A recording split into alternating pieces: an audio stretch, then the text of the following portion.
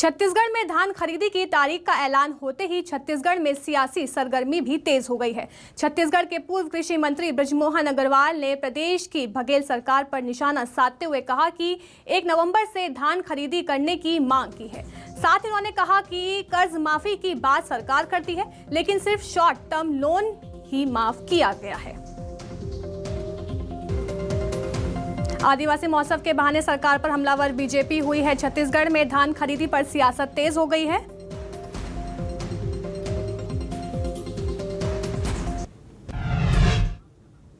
इसी पर बृजमोहन अग्रवाल ने क्या कहा, आपको सुनाते हैं। ये अपनी हठधर्मिता के लिए धान की खरीदी 1 दिसंबर से करने की घोषणा अभी मुख्यमंत्री जी ने की है। हम मांग करते हैं कि 1 नवंबर से धान की खरीदी प्रारंभ होना चाहिए। 4 नवंबर को दीपावली है, किसान के घर में पैसे आने चाहिए, उसकी फसल का उसको उचित मूल्य मिलना चाहिए।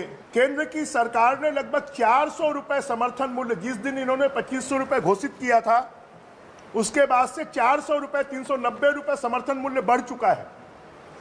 किसानों के 390 रुपए पर ये डाका डाल रहे हैं। सरकार को अगर वैसे तो किसान को 2900 रुपए मिलना चाहिए, जिस दिन इन्होंने घोषणा की थी उसके हिसाब से, पर हम मांग करते हैं कि चलो 100 रुपए तुम खा जाओ, 2800 रुपए तो किसान का धान खरीदी होनी चाहिए। इन्होंने कहा था किसानों का हम कर्जा माफ करेंगे, खाली शॉर्ट टर्म लोन माफ किया है। जो लॉन्ग टर्म लोन है और नेशनलाइज्ड बैंकों का लोन है उसको इन्होंने माफ नहीं किया है। लगभग वो 10,000 करोड़ रुपए होता है, क्योंकि किसान का इस साल मैंने लोन लिया और फसल बोया, और मेरी फसल को जब मैं बेचने गया तो मेरे लोन को आपने काट लिया। जो मेरे पुराने लोन है, जब तक पुराने ऋण से किसानों को मुक्त नहीं किया जाएगा, जब तक किसानों को